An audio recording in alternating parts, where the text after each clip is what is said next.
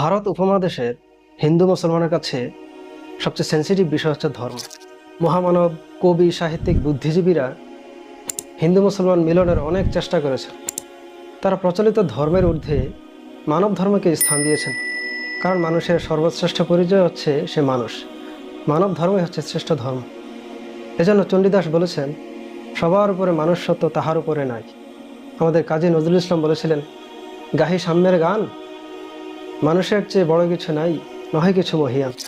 কেউ কেউ বলেছেন, আমরা যদি ধর্ম যার যার, উৎসব সবার, এই অসাম্প্রদায়িক স্লোগান দিয়ে আচার অনুষ্ঠান উৎসবে সামিল হতে পারি, তাহলে হিন্দু মুসলমান সমস্যার অনেক সমাধান হয়ে যাবে।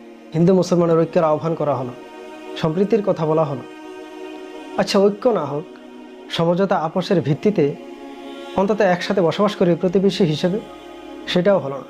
সব কিছুই ব্যর্থতায় পর্যবসিত হলো। কোনো কিছুই 1947 সালে হিন্দু